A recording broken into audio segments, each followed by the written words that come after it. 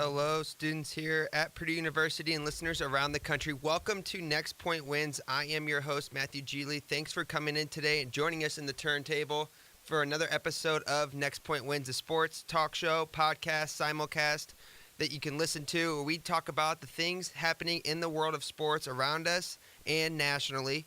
The Super Bowl is set. Patriots, Eagles. We'll have plenty of coverage on the games that happened last weekend, plus a quick preview of where I feel like we are at this moment leading up into the Super Bowl week, which will be next week.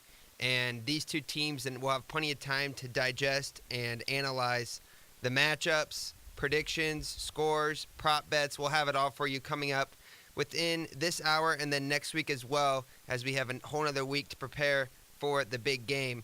Also, Boilermakers back in action tonight. Women's basketball taking on Nebraska at Nebraska. And then tomorrow night here at home in Mackey Arena, we have Purdue men's basketball taking on Michigan. So a couple good games coming up for the men's and women's basketball teams. We'll talk about their matchups, what to expect, what to look for, what to watch, all that coming up shortly. If you'd like to contact the show, you can. You can find me on Twitter at Matt_Geely. That's Gigli. You can also email the show at nextptwins. That's next point, but short, PT. nextptwins@gmail.com. There you can find a nice spot to ask me any questions you want, anything you want clarified, any talking points you want to get to. And also, if you ever have anything you want to suggest that we do on the show, anything that you want to add to unsportsmanlike conduct, which we'll have coming up later, where we pick out some top headlines or things that I've seen around campus in the last week that need to be called out against people and organizations, whoever. We're not afraid to go after anybody. So if you have any unsportsmanlike conducts that need to be discussed and heard, feel free to email the show, and I'll try my best to get those on air. So, first up, Patriots win again. Was there ever truly a doubt that they would come back and win that game against Jacksonville on Sunday? I saw one specific moment that I immediately said out loud, because I was watching the game with a couple of friends, a couple of roommates, and I said out loud, Jaguars are going to lose this game. And it was with about 8 minutes and 20-some seconds to go in the fourth quarter. Jaguars were still up, I think, 10 at that point. So still up 2 scores. And it was third down and about 6. And they threw a hitch route, a little button hook on the outside. And the Patriots cornerback did a nice job, made a nice tackle, and kept him a yard short of the first down. And they were like on their own 30, 35-yard line, 4th and 1, and they decided to punt. I really wanted them to go for it there. And when they punted the ball back to Brady, I thought to myself, they're going to lose this game. You talk to coaches, and you hear coaches say all the time in press conferences and interviews, no matter what sport it is, one of the go-to lines of a coach, it's very, I don't know, I think it's an easy way out, but it's also how they truly feel. And you always hear them say, we don't change our game plan for any one person, any one player, nothing. I mean, they always go back to saying it's a team game and it's a team sport and this and that. And they always try to make it sound like they're not going to strategize around a person. That is why so many of these teams lose to Tom Brady and Bill Belichick, because they do not change the game plan for Tom Brady. And they do not change their game plan to go against Bill Belichick. They stick to what they know, they stick to what they do great, and they hope that that's enough to beat them, when every single time Brady and Belichick on the other side of the field are better. Every time. They're good at it. It takes them a while, and that's another sign of a great coach and a great quarterback. Although they might have not, they trailed the entire first half, but a good quarterback and a good coach continue to crack away at it and continue to analyze the game. And then when you get into the third and fourth quarter, they are so good. They are so dangerous, because they're not sticking to their game plan that they got at the beginning of the game. They are adjusting and making changes on the fly to better themselves later in games. And that is what teams, for some unknown reason, well, they're just not as good at it to begin with, and then a lot of them don't even try it. You'll change little things inside your own scheme, but you won't ever find somebody completely go away from what they've been doing because they see a weakness and they want to exploit it. It just doesn't. I mean, you hear coaches say all the time that we stuck to what we know, we stuck to what we were good at. This has worked for us all season long, so we stuck with it. This and that, this and that. You have got to. I can guarantee you, if you pull up the percentages, I'm sure that inside their own 40-yard line on fourth down and anything more than an inch, I bet they punted almost every time throughout the entire regular season and playoffs, unless they were down in a game and really had to come back. But with the lead, I understand that you punt the ball. Now, hindsight's 20/20, and I get that. And I truly feel that, though, if they would have went for it and not have gotten it, I would have been on this show today talking about how they took a chance, they took a risk, and that's what they like. I would have applauded them. I know I would have, because I was so adamant watching the game. You have Leonard Fournette, one of the best running backs in the game, and as a rookie, he's going to be phenomenal for that Jacksonville team. And he's been getting 3 or 4 yards a carry, and the way he runs so low to the ground and so strong, just by him falling forward, he gets a yard almost every time. 4th and 1, I think you have to have faith in that offense that they're able to get you a yard. Now, then you guys can turn around on me and say, well, then does that mean you don't have faith in your defense to get a stop against Tom Brady? I have less faith in my defense getting a stop against the greatest quarterback of all time compared to letting my offensive line push forward for a yard or run a quarterback sneak, where you hear referees and coaches and quarterbacks talk all the time after they retire about how the quarterback sneak is the easiest play ever, because all you have to do as a quarterback is keep your legs moving and that pile will automatically move, and it's impossible to know where to spot that ball. And almost every time you see them get the first down unless they get stuffed a yard behind the line of scrimmage. So you could have quarterback sneaked it, or you could have handed the ball off to Fournette. Either one would have been great with me. You do neither. You punt it away. You give it the ball back to Brady. You have got to adjust in the game and know that I cannot let this man get the ball back at this stage of the game with 8 minutes to go, because that is way too much time for him to go down and score and have plenty of time to go down and score again. So that's why you have to run the ball on 4th down, and you got to get the first down. You can't let Tom Brady have that ball back. Now, for everybody out there trying to say that the game was rigged and the fact that the ref was the first one to go up and congratulate Tom after the game, I think that's so dumb. I think the arguments made in professional sports about games being rigged or being fixed, I think it is so dumb. Why in the world would the NFL want the Patriots to win that game? Goodell and Kraft do not like each other. The Patriots are known for getting in trouble for things. A great majority of America does not like the Patriots. You could have had a team in Jacksonville make it to a Super Bowl after years of being horrible. A young, lively, fun defense, fun offense. It would have been high scoring. What makes you think that they want the Patriots to get another Super Bowl?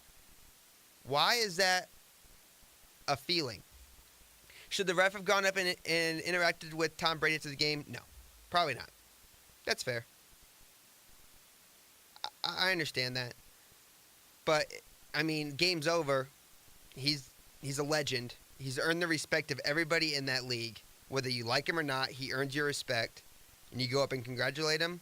Yeah, I probably could have done it in, like, the locker room or after the game or, whatever. But I don't think that had anything to do with the outcome, because no matter which way you look at it, Jaguars had a 10-point lead in the fourth quarter, and you lost it. Now, we saw this coming from their defense. We saw it against Pittsburgh. They get tired. They're a really, really good defense, but they're also fairly thin, especially in the cornerback and the defensive line. Their linebackers are solid. From start to bottom, their linebackers are very good. Their defensive line is weak. Weak as in, after you get through that first 4 guys, 5 and 6, which you'll talk to a lot of defensive line coaches, and they never talk about their top 4. They always talk about their top 6, because they need rotated in and out, especially when you got somebody like Brady who's dropping back to throw every single time in the fourth quarter. So these D linemen got to pin their ears back every play and try to go get him, which they didn't. They could hardly touch him. And if you let a man like him stand back there and have all the time in the world, he's going to pick you apart because he's the greatest of all time. So there's 2 ways you can combat this. Number one, you don't give them the ball. You run the ball on 4th and 1. Or, number two, you got to bring more than 4. You got to be bringing linebackers. You got to be bringing corners. You got to get creative. You can't stick to the game plan. You have got to adjust on the fly to keep the Patriots guessing. Once they figure you out, they torch you. That is why they're so good in the fourth quarter. And as we saw in the Super Bowl last year, that's why they're so good in overtime. Because when you get to that stage of the game, they've seen it all. You're done with your play sheet as an offensive coordinator and as a defensive coordinator. You've ran everything you got, unless you got a couple tricks in the bag, but you're too scared to do those because you think if you turn the ball over, well, it's like you're giving it to them. So you're not going to go to your tricks in the bag, and you also have shown them everything you got. So nothing's going to be new. So you have to get creative. And coaches, I think just the reputation of Belichick and Brady terrifies other coaches. They will never admit it, but I truly believe that those two are terrifying to opposing coaches, trying to outsmart them. And because they know they can't outsmart them. Tom Brady is so good. It's just, I mean, people are, I know people are tired of this story, Patriots in the Super Bowl, everybody's going to be rooting for the Eagles. Personally, it's not often we get to watch greatness. I unfortunately wasn't, I was alive for the end of Michael Jordan, but I was too young to know or watch or remember any of it. And I miss that. I miss not being able to see Michael Jordan. I've been lucky enough to watch Usain Bolt run track. I've been lucky enough to watch Michael Phelps swim, Serena Williams play tennis, LeBron James play basketball, and Tom Brady play football. These are some of the greatest of their sports and some of the greatest of all time. And I know people don't like him, and I know people in this area really don't like him because he torched the Colts all the time, which is awesome. I loved it. But you just have to take a minute, step back, and think this is greatness, and I am lucky enough to watch it. Because my kids will have, they'll see images and hear stories and watch video just like I am of Michael Jordan. Just like I have too of Joe Montana and John Elway. But I am lucky enough to experience it right now, and that's really, really cool. So you have Patriots, Eagles coming up next week. Speaking of the Eagles, the NFC game that was played last weekend, and I tell you what, Nick Foles is a weird quarterback. That's a weird dude, and not weird as in personality. I'm sure he's a nice guy. I'm sure he's perfectly normal. But his records and games and box scores for games in his career are so weird. When he's horrible, he is really, really bad. Like some of the ugliest games you'll ever see. So bad. And when he's good, he's really good. Like really, really good. He took a Minnesota Viking defense that was supposed to be one of the top defenses in the league, and he carved them up. He's taking care of the ball. He's managing the game. And first time I've seen this, he's making plays. He's not just a game manager anymore, people. He's making plays out there. And you got to wonder when this magic pixie dust is going to rub off and he's going to run out of it, and it's going to be back to old Nick Foles. But for right now, Eagles fans, fly, Eagles, fly. You ride that Eagle. Ride him all the way. He's your boy, right? It wasn't but a couple, maybe a month and a half ago, I thought the world was ending in Philadelphia because Carson Wentz went down injured, and everybody's just up in arms, just crying and throwing TVs and smashing things, you know, that brotherly love stuff they do out there. And all because they lost their golden boy, their red-haired genius, and they thought they were doomed. And then Nick Foles walks in, plays a horrible game against Oakland, plays a horrible game against Dallas, and then he says, give me some more of that magic pixie dust. I'm going to go to the playoffs and just start carving people up. And it's been impressive. It's been fun to watch. You beat Atlanta, and then you beat what was a really good Vikings team. I mean, those two are the best teams that are in the NFC, and he went through them with ease, really. I mean, The Falcons game was close, but his stats-wise, he had no problem against that defense. It'd be interesting to see what he can do against the Patriots. I hope he can follow it up and have another good performance, because let me put it this way. If he doesn't play well, if he goes back to old Nick Foles, this game's going to be ugly, quick. He's got to make plays again. He can't be a game manager. Not against the Patriots. You cannot do the game managing thing. You got to do what you did last time out against the Vikings. You got to go out and make some plays. Throw the ball down the field. Don't be scared. Be a playmaker. Get everybody involved. Spread the ball around. If he can do that, it's going to be a good game. It really will. Now, and this also brings me to my next point, and this might be considered a little bit of a hot take. So if you guys are listening at home, have your fire extinguisher ready. But I have to ask the question after seeing what Nick Foles is doing and say, how good is Carson Wentz? Are we sure he's made the huge leap from year 1 to year 2 that we thought we were watching? Don't get me wrong. I think he's going to be a very, very good quarterback. But he had a great year up until he got hurt. And I just have to ask, how much of that is him? Because Nick Foles came in, he's having a great playoffs. Nick Foles is earning himself a job in the NFL somewhere. He's going to get another shot, and if the script of this story continues on track, he's going to go somewhere else and be horrible again. But he's earned another shot at it. He's earned a job at a franchise. He really has. So I have to ask how good Carson Wentz is. And do you try to keep Nick Foles in the offseason just in case Wentz doesn't come back from injury and perform like his old self? Because you look at this Eagles team, and their defensive and offensive lines are, I think both sides of the ball are definitely top 5 in the NFL, and I could definitely make the argument that they're the best offensive and defensive lines in the NFL. I mean, this is a special group they have on both sides of the ball. The fact that you lose your top running back in Darren Sproles, you bring in Jay Ajayi, and just to see how effective they are running the ball, Nick Foles stands back there, he's got all day. And on the other side of the ball, could somebody from Minnesota block anybody? Because Case Keenum found himself on his back more than he was upright. He didn't have a good game. He had probably his worst game all year. And I don't know how much of it was his fault. I'd have a bad game too if I was scared of getting absolutely clobbered every time I dropped back to throw. That's another quarterback situation that we'll have to keep an eye on. What does Minnesota do? Because you got Keenum, Bradford, and Bridgewater. If I were them, Bradford is not the answer. He can go if he wants to go. If Case Keenum can be kept at a decent price, I think you keep him.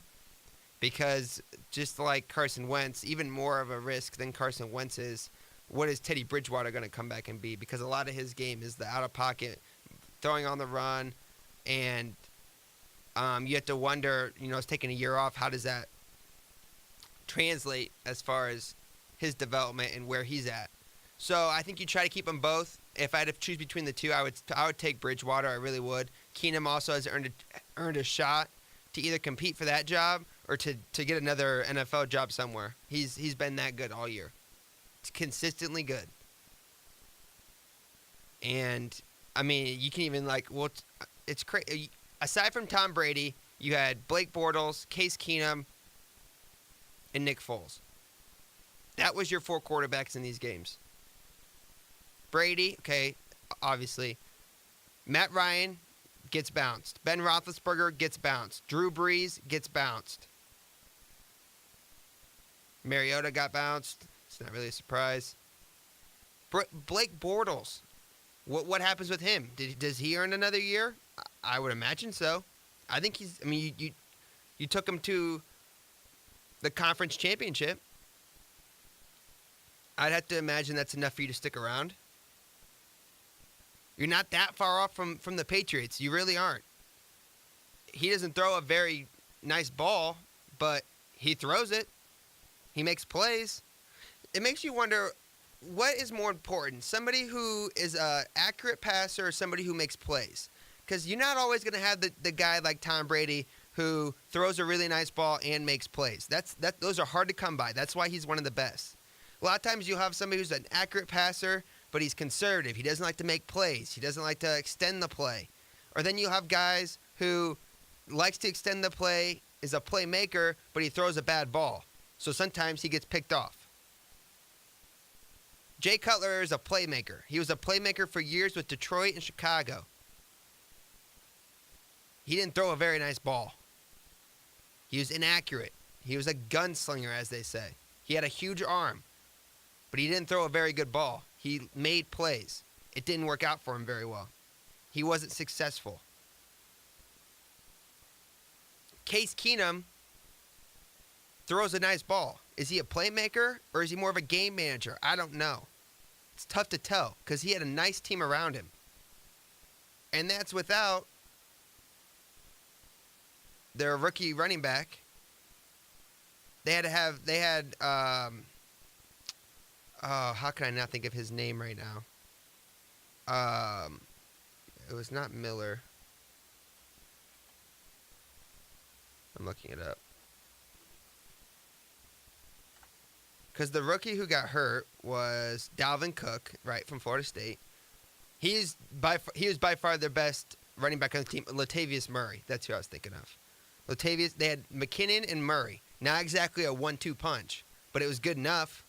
Their defense was solid. You got Rhodes on the back end of that defense. Really good corner. Good team. Overall, really good team.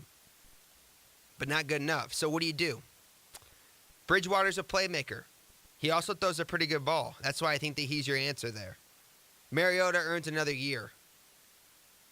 Carson Wentz is going to get that job back in Philly as long as he's healthy. So then Nick Foles, or I think he earns a job. I don't think it's going to be in Philly.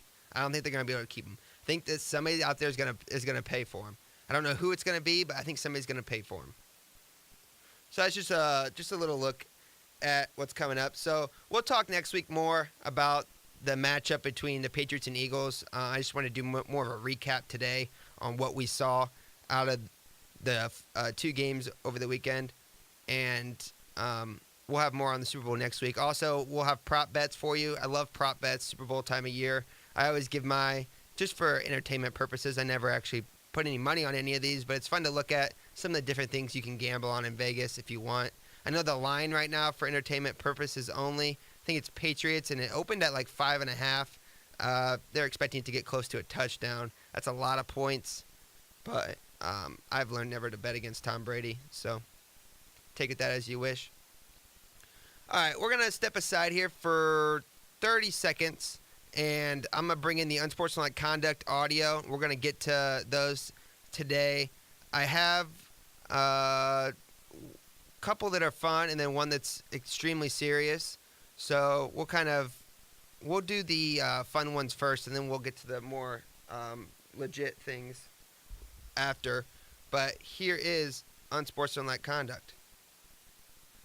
Now, on unsportsmanlike conduct. Personal foul, number 15, unsportsmanlike conduct. That's a horrible call!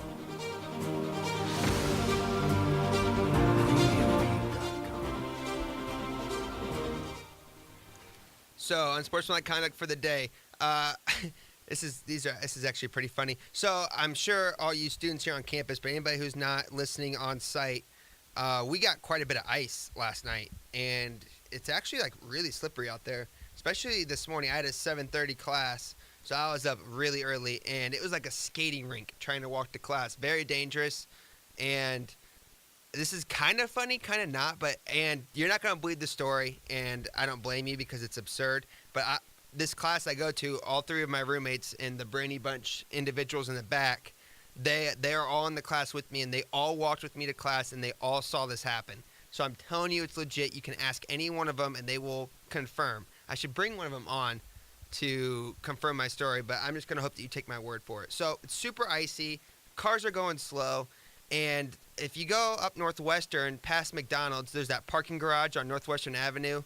Past Mackey, towards McDonald's, past the Stacked Pickle, boom, parking garage on your left. Well, there's a little turn lane to the left to turn left into the parking garage. And we're about 20 yards behind walking on the sidewalk. And I didn't see it happen but I had headphones in, and I heard the thud. And this car who was trying to turn left slid and hit the curb hard. And so he gets out of the car. He's fine, completely fine. And really, his car looks fine except for his front right wheel is like sideways. I think he must have broke the axle or something. It did not look good. And I kid you not, this is what he did. He gets out. He walks over in front of his car to the side. It was on the passenger side. So he walks around to the front of the car. He looks at it. Stands up straight. Looks at it again, leans over, looks at it again, stands up straight, goes to the passenger side door, and now we're like even with him and almost walking by him. But he's got all of our attention, and it's not funny, but it's kind of funny because he just looks defeated, and I don't blame the kid. I'm sure, I mean, that's not a fun way to start your Wednesday morning. But anyways, he goes to the passenger side door, he opens it, he grabs his book bag, flips on his hazards, and just starts walking away. And we're all like, what? He looked like he was going to class. Now, I don't know where he was going. Maybe he didn't have a phone, but who doesn't have a phone? He had to have had a cell phone on him. Maybe he lived down the street and he was just going to go get some help, or I don't know what he was up to, but it just looked so funny because it just looked like he was like, I'm just going to go to class. Maybe he had to go to class for like an exam or something, but he just left his car sitting there. Now, I get you can't drive that, but you probably shouldn't just leave it. I don't know what he was up to, but it was very, very funny. So I'm going to give him an unsportsmanlike conduct for just leaving his car in the middle of the road. And for what it looked like to me, he was just going to walk to class. Number 2, and this one happened to me last night, and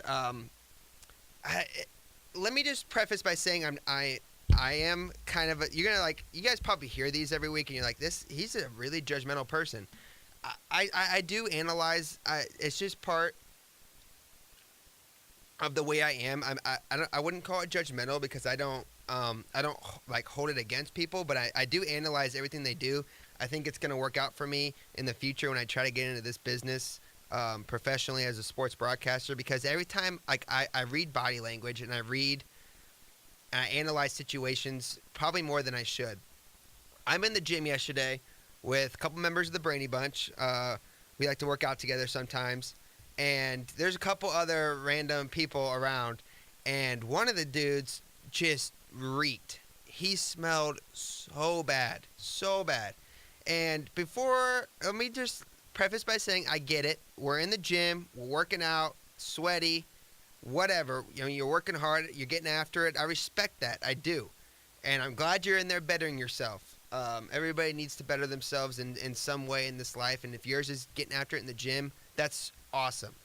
But there's a limit. I mean, I'm on the other side of the room, and it's to the point, like, I turned to the roommate, and he, like, looks at me like, ooh, man, that dude stinks. I'm like, I know. He just smelled, and he didn't even look like he was sweating. Maybe he was. Maybe he just smelled, and, like, I get it. You don't want to shower before you go to the gym, but you got to at least throw on some deodorant. It's just common courtesy to people around you. Throw on a little deodorant. Maybe change your shirt if you've been in all day. I don't know what to tell you, but, like, the smell is, like, now it's, like, I can, like, it's in my head. I can, like, smell it again. It didn't smell like normal sweat. It smelled like, I don't even know. And I know this is super disgusting, but he's going to get an unsportsmanlike conduct because there's just a limit, even no matter where you're at. There's a limit when you're in public for how bad you can stink. And that limit changes depending on where you're at. How you can smell at a restaurant is different than how you can smell at a gym. There's a difference there. I get that. You can smell worse at a gym than you do when you're eating at a restaurant. But there's a limit for everything. And the fact that you smelled so bad that it was not okay at a gym should tell everybody out there how bad this dude stunk. Throw on a little deodorant. Maybe change the shirt. I don't know. I don't know what. I mean, he had to have smelled it. And, like, we've all been there where we're like, man, like, this is not good.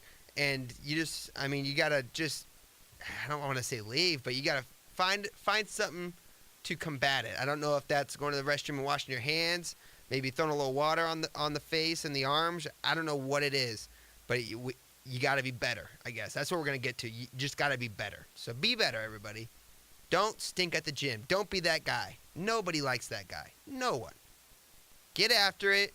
But do it with a little freshness. Be clean. It's all good. Unsportsmanlike conduct, though. Wear some deodorant. Number 3, NBA stars. This one goes out to Paul George. This goes to Chris Paul, Russell Westbrook. I am sick and tired of hearing people complain about teammates or themselves not making the All-Star game. Russell Westbrook was just interviewed and talked about how mad he was that Paul George, his teammate, didn't make the All-Star game and how it's ridiculous and it's not right. You hear Damian Lillard talking about last year, how he talked about how he got snubbed and how it's not right. And while I understand where you're coming from, nobody likes it when you complain about not making an All-Star game. And this goes all the way back to Little League days, because everybody has that one kid who back in Little League didn't make the All-Star team or wasn't going to make the All-Star team, and he complained so much to his coaches and to his parents, and then his parents complained and this and that, and then the kid finds himself on the team and he can't catch a fly ball. And it's just like, how is this kid an all-star? And it's like, well, it's the politics behind either his dad's the coach or his dad's the president or his mom makes good snacks. I don't really know what it is. Everybody has their own situation, but everybody has that one guy who makes the all-star team who's not an all-star, and you can't help but be like, how did that person make it?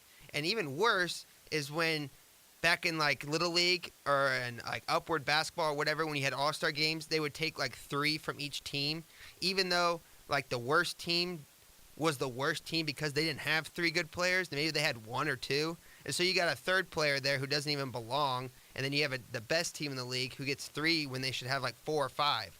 So dumb. If it's an all-star game, you pick the best people. Put the politics of it aside.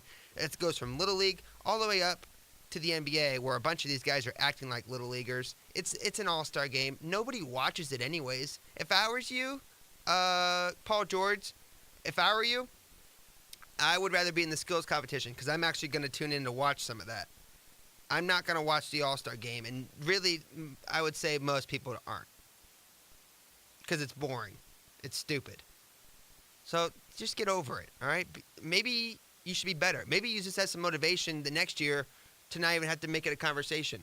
All you're doing is bringing people to the fact that you didn't make the all-star team. If you were to keep your mouth shut, I'm sure a lot of people wouldn't have even known that Paul George didn't make it. But now you're making it a big deal, so everybody's like, he didn't make the all-star game? Come on.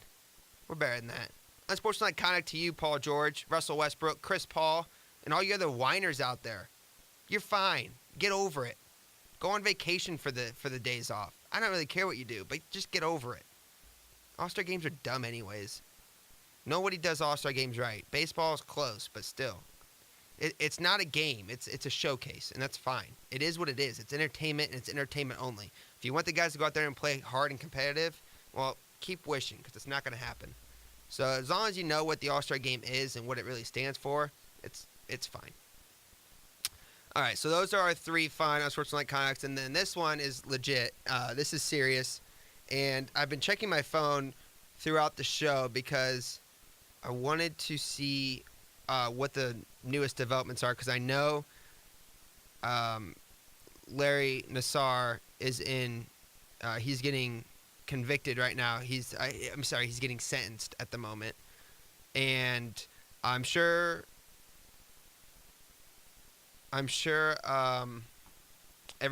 hopefully everybody knows the story. I'm going to just give you the Spark Notes version here real quick. And part of the problem is the fact that I have to say I hope everybody knows the story, because there's been a disgustingly small amount of coverage on this for weeks. And then now in the last about 48 hours, it's really caught the media by storm and become a real story. But up until then, there's been close to no coverage, and that is a problem with our media, and that includes all of us. I mean, nobody gets singled out here. This should have been covered. The closest comparison I can make, it's 2 completely different crimes, but it's the same. It should have had the same amount of coverage as back when Jerry Sandusky had his allegations and was convicted back when he was at Penn State, and he was convicted for molesting young children. This should have been treated the exact same way, because this man he's disgusting. He is manipulative, and The fact that over 190 people spoke in front of the judge and gave their statement about him, what he did, who he was, it's disgusting and it's horrible. He's set to be sentenced today, and just a short while ago, it was being being live videoed. I haven't seen what the actual sentence was yet, but for those who don't know, he was a doctor for the U.S. gymnastics team, and also he worked at Michigan State. And NCAA has now opened an investigation against how Michigan State handled it, which I thought that they learned back when it didn't really work for them in the Sandusky case. The NCAA really shouldn't get involved here, and I don't say that in a mean way. They're not equipped to handle situations like this. This should be left to the FBI and to federal investigators, because the NCAA just doesn't know this. This isn't sports related. I don't care if it had to do with athletes or not. The NCAA really shouldn't get involved. Michigan State should be looked at, and not as a university, but members of their staff, because the overall theme of this entire story is people knew, and that's what's sad about it. People knew about this, and they didn't do anything about it. Nobody was strong enough to stand up and speak up and stand up for these young athletes and people. Under a plea deal, he faces a minimum of 25 to 40 years. A lot of people are asking for the maximum amount. I don't know if you guys saw. I don't know if anybody's seen videos of some of the statements made by former Olympians, but Ali Raisman had one that was moving, sad, but also powerful and strong. He's already been sentenced to 60 years in federal prison for child pornography crimes, so he's not going to see the light of day for a while. But it's disappointing, and I know he tried to, at the beginning of this whole trial, he tried to cut a deal with the judge that he didn't have to sit there and listen to all the victims come forward, because it was going to be too emotionally, I don't know what his exact words were, but basically it was going to be too hard for him to sit there. And the judge responded by saying, this is going to be part of your punishment, because you need to hear what they have to say. So I'm glad he had to sit and listen to all these victims come forward. Oh, man. He tried to put off that this was all him being a doctor and it's all medical, and it's just sad, because you want to hope that people are better than this, but there's just some really sick people in the world. And I know we didn't cover it much on this show up until this point, but when I'm here, I can only go off of what I read from trusted journalists and what I've heard from trusted people. So it's hard for me to comment on something that doesn't get coverage. And up until last week at this time, it was hardly mentioned at all.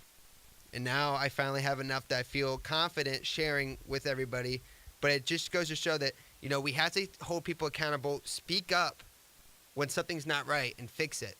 Because when something happens, it's not just you. I mean, it's not going to be it's never just a single occurrence. People like this are messed up, and they're sick. And obviously, unsportsmanlike conduct. Larry Nassar, we'll have more coverage on this. Hopefully by the end of the show, I will have an answer for how many years he's been sentenced to. Currently, I think they're still...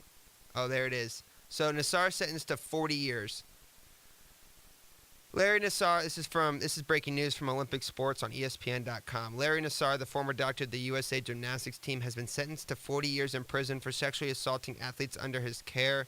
The sentence came after more than 150 people read victim impact statements. Nassar was previously sentenced to 60 years for possession of child pornography. That is unsportsmanlike conduct, and we'll be back right after this. This is Next Point Wins. Now, on unsportsmanlike conduct. Personal foul, number 15, unsportsmanlike conduct. That's a horrible call!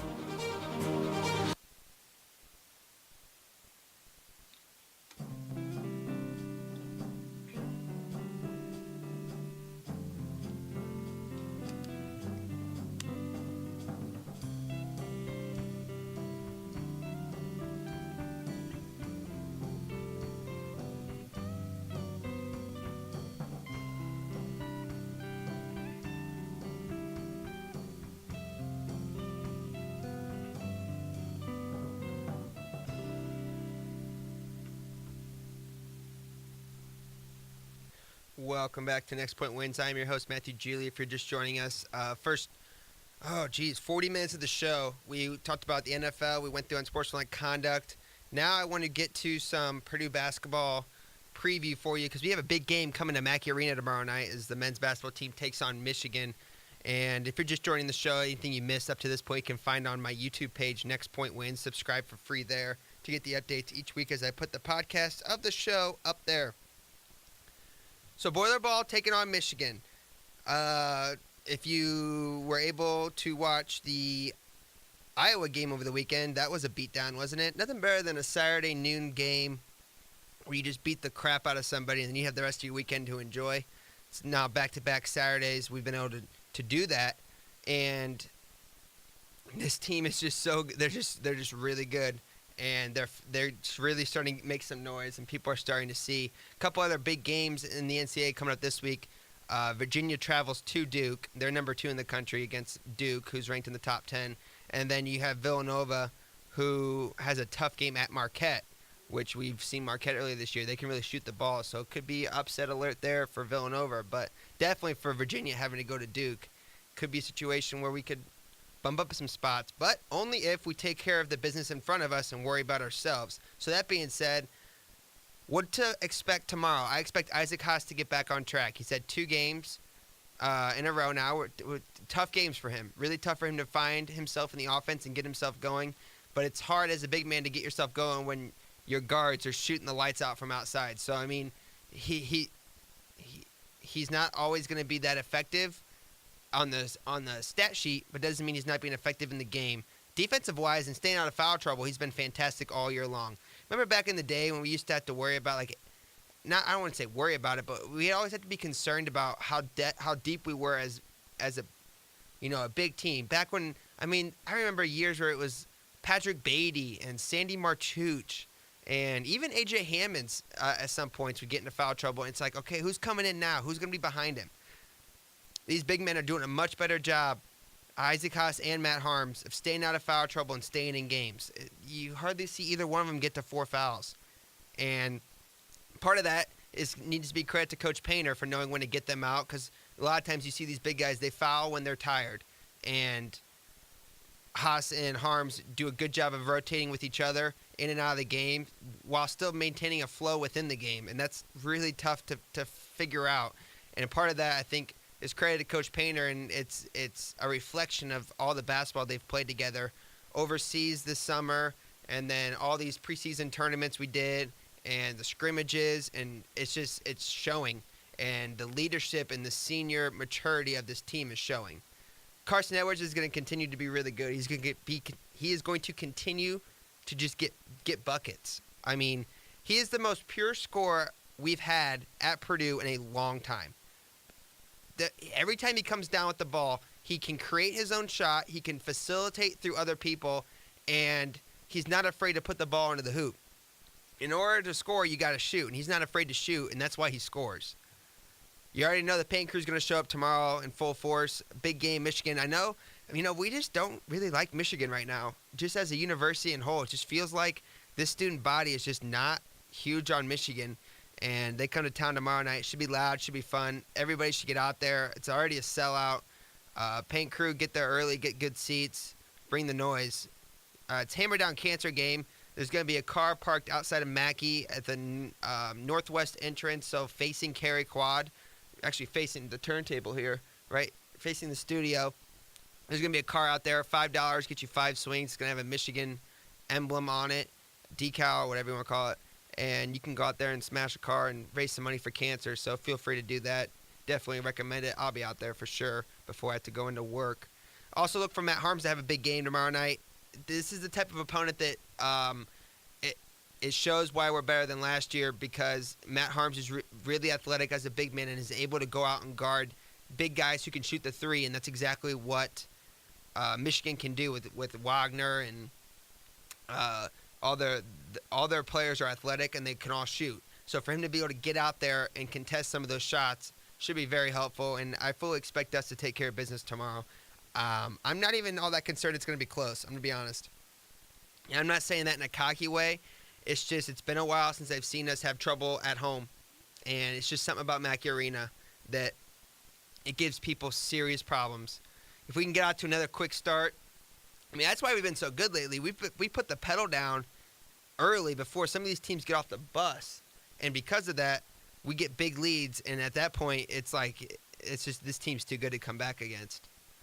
So that's my little preview for Purdue basketball coming up tomorrow night. And then they travel to Bloomington on Sunday for a matchup with the Hoosiers, the loser Hoosiers. Not really much to say about IU. I don't know if anybody really cares about that team. Should be just a business trip. So we'll go down there, take care of our business, and come back home. Speaking of college basketball, a player that's getting a lot of press right now, Trae Young, point guard from Oklahoma. He was part of the Oklahoma team that just knocked off Kansas last night. Oklahoma's at home. They're ranked, I want to say 10 or 12, against Kansas, who was 5. And Oklahoma beat them. And I didn't think they would have I didn't think they'd beat Kansas. I really didn't. This is a very different Kansas team than we saw last year. But still, I thought that Kansas would go in and get the job done. Trae Young's good. I'm not sure he's great. And I'm not sure if his game is going to translate to the NBA like people think it is. And I'm not sure he's as great as people think he is. Oklahoma plays through Trae Young. And you don't blame them because he's good. But they look to get him the ball every time down the court. Anytime you see one of their players with the ball and he has maybe he's getting double teamed or maybe it's just like a loose ball, immediately their eyes look up and try to find him. If the shot clock gets below 10, they're trying to find him. And it shows because sometimes this young freshman has to force shots and get shots up that aren't as makeable as the looks he could be getting if they played more of a team-style basketball. Now, to give him credit, last night he only shot the ball, I think, 9 times, which is way more efficient than he had been. I mean, there was a game over the weekend where he shot the ball like 33 times. He had like 48 points, but on like 33 shots. He's shooting the ball so much, and from pure volume alone, you'd expect a guy to score a lot if he's putting the ball up that many times. So I think he's a really good scorer. He's a playmaker. He's a freshman, though, and I think we all need to just kind of back off a little bit with him because, no matter which way you look at it, he is a freshman. Kind of sticking on the college basketball train here. I don't know if anybody watched the Duke-Virginia Tech game on Monday night. I was watching it in Brothers Bar as I was watching the Blackhawks, and Virginia Tech's coach, Buzz Williams, he has become my definitely my favorite coach to watch in the entire college basketball. He is, I think he's going to have like a heart attack on the court one of these games because he is so into it. He was wearing this pink, I think it was pink, it looked pink, vest and like a dress shirt, dress pants, looking all snazzy. It looked like he was coming from a prom. And at halftime, he had to change, and he put on one of his players' warm-up long-sleeve shirt because he just sweated through his clothes. I mean, he was doing the halftime interview, and he was just drenched in sweat. And so he changed to a dry-fit shirt, which is a good move. He should go dry-fit from now on, in my opinion, because it was a little ugly to see. But he's passionate. I mean, there's no doubt about that. He plays defense with his guys on that sidelines. He gets down in his stance and screaming, yelling. I don't know. I mean, it looks exhausting, and he's a little bit of a bigger guy. I mean, but he's burning some calories out there on the sidelines. There's no doubt about it. Just a little tidbit I want to get in there. LeBron James scored his 30,000th point last night in a loss to the Spurs. Cavs are kind of having a tough time at the moment. Tough schedule, really, but also not playing very good basketball. Fully expect them to figure it out by the playoffs because as people are trying to say. When I say people, I mean talking heads on major networks like, your ESPNs and your ESPNs and, ESPN. ESPN people are trying to, I get it, you're trying to find the angle as to who can make this NBA playoffs interesting team-wise to knock off the Cavs or the Warriors. But in all honesty, I don't think there's a single team on this planet who can beat the Warriors 4 out of 7 games. You might beat them once, You might get them twice, but 4, no. And I think there's only one team on this planet that can beat the LeBron James and the Fighting Cavaliers 4 out of 7 times, and that's Golden State. But other than that, I don't think you get LeBron 4 times. You might get him once. You might get him twice. You might get him a 3rd game out of 7. But I don't think you're going to get him a 4th. I don't. And that is why we can do all this talk here at the January 24th about Cavs struggling, need to go get pieces. I do think if they want to beat the Warriors, they got to go out and get somebody. But right now, their team as they have it will win the Eastern Conference. Now, if they want to fully compete with the Golden State, I do think they need to go out and find some help for him. But we can try to take all the angles we want, but it all boils down to the fact that it's a 2-horse race here, and the Warriors are winning that 2-horse race by close to a landslide at the moment. That can change. I'm looking at on this day in sports history, January 24th, 2014, Carmelo Anthony dropped 62 points in Madison Square Garden against the Bobcats. Melo now with the Thunder and an AAU-style Thunder team that's actually really fun to watch and fairly entertaining. They're not good enough to beat Golden State, but they're at least a fun team to watch, and they'll be a fun team to watch play Golden State. Western Conference is actually pretty good. I think Houston's fun to watch. OKC's fun to watch. Warriors are obviously good to watch. Spurs, I mean, you can't ever count them out. They're always a really good time. And, the Western Conference playoffs will be fun. It's just the NBA is so weird. You're just waiting for the inevitable. You're just waiting for the Warriors to face the Cavs. It's just the way it is, and it's going to be like that unless something changes. Got to close up shop here real soon. Actually, gonna have to get off a couple minutes early. It looks like we got some company behind set here. It's technical day here at Next Point Wins. They come in and check all of our stuff. So we'll get out of the way here in a moment. I just want to wrap up with one more recommendation, I guess, for my listeners out there. I watched a little MMA on Saturday. It was like UFC 22, I don't know what it was, but it was like a pay-per-view event they had on at a couple of the bars, and I'm starting to get into MMA a little bit. It's actually kind of fun. It's I think the reason why I like it is because I have no idea what's going on. I think that some of us, when we watch our favorite sport, as we get older, we get to the moment where it's like you don't appreciate it as much. You're more like looking at the strategies, the X's and O's, and sometimes you could feel like that you're not seeing anything new.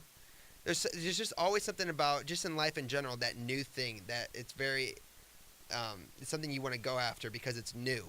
Well, MMA is new to me right now, and just sitting there and I was just raw emotion, just talking like not even like a fan, just talking like a human who is entertained, and I was very entertained by this MMA stuff.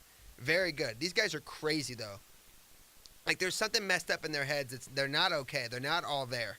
But they're fun to watch. And once you get past the fact that every punch, every knockout blow, like, knocks a year off the dude's life, I mean, once you get past that, it's a pretty good time. So I strongly recommend the next time. I don't know when the next pay-per-view is. I wouldn't say go buy it, but it's a good excuse to go out and, everybody gathers around and watches something. I mean, it's a lot of fun. I put rugby in the same category, and I know we've talked about rugby on the show before, back when we were watching it. I don't think it was I'm trying to think of when that was. It might have been for the No, it wasn't for the Summer Olympics. We were watching it for I think it was just some national tournament. I know I talked about it on the show a couple times, and it's just a lot of fun because it's different. It's new. It's new to me, and it's lively. So go out there and find something new today. Find something new to watch or something new to do because, I mean, new's good. Get out of the rut. All you students on campus, don't slip and fall. It's horrible out there. Be careful when you're driving, and get out to Mackey Arena tomorrow night. We got to root this team on. You got the number 3 team in the country in your home gym, so it's not very often you can root for a top 5 program and a program who has a serious chance to repeat as Big Ten champions and to make a run in this tournament, and they deserve it all. So get out there, be loud, and make some good signs. Nothing better than big games, sellout games at Mackey's. Paint Crew always shows up with funny signs. My favorite one I saw last game, real quick before we get out of here, somebody had a Matt Harm sign and it said Amsterdam, he's tall. That was hysterical. That was very clever, very good. Somebody try to one up that this tomorrow night, and send me pictures of any signs you guys make. I'll put them together and put them out on Twitter. So you can email them or message them to me or tweet them at me. Email nextptwins@gmail.com. Twitter, Matt_Gili, Gigli. That's where you can send any photos, any pictures. Send me pictures of where you're watching the game tomorrow if you can't make it to Mackey. And have some fun. If you missed any part of the show, you can catch it on YouTube. Next Point Wins. You can subscribe for free. The audio will also be on SoundCloud if you want to check it out there. Thanks for joining us. We will see you all next week for a Super Bowl edition of Next Point Wins, getting you ready for the big game between the Patriots and the Eagles. Plus, we'll have recap of Purdue against Michigan and Purdue against IU with a preview coming up that night, Wednesday night, I believe. We take on Maryland. So I will see you then. This has been Next Point Wins.